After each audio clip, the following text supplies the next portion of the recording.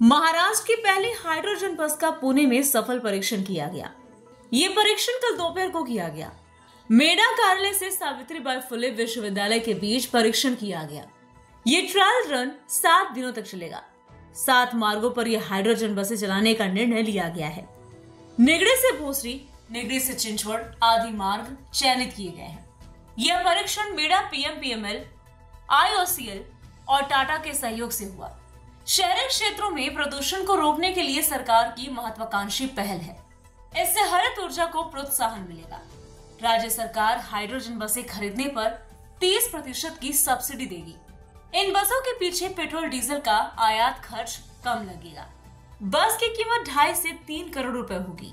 Subsidy के कारण स्थानीय प्रशासन को 2 करोड़ रुपए तक की राशि में उपलब्ध होगी। ऐसी जानकारी पंकज देवरे, पीएमपी के सीएमडी ने दी।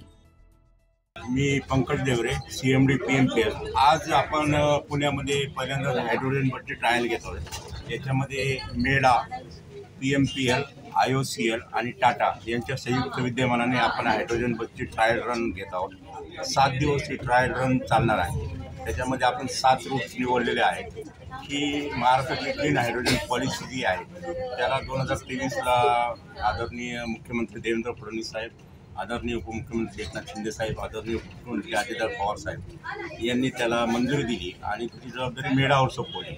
आणि आपण त्याच्यामध्ये मेडाचे जे एमडी आहेत, एमडींशी बकुरिया सरांशी आणि पीएमपीएलचं डिटेल डिस्कशन होऊन, टाटाचं डिस्कशन होऊन ही बस आता आपण ट्रायल रनसाठी इकडे आणलेली आहे। मार्ग आपण 7 निवडलेले आहेत। त्याच्यामध्ये निगडी ते भोसरी, निगडी ते चिंचवड, जे असे शॉर्ट त्याच्यामध्ये किलोमीटरमध्ये 7 मार्ग त्याच्यामध्ये। आता याच्यामध्ये ही ट्रायल रन जर यशस्वी झाली आणि ट्रायल रनमध्ये आपल्याला रिझल्ट चांगले मिळाले तर मग बोर्ड ऑफ डायरेक्टरचं, पीएमपीएलचं बोर्ड ऑफ डायरेक्टर पुढे हा विषय ठेवू आणि मग त्याच्यावर निर्णय घेऊ आपण। Bureau report, V-Service news, Pune, Maharashtra.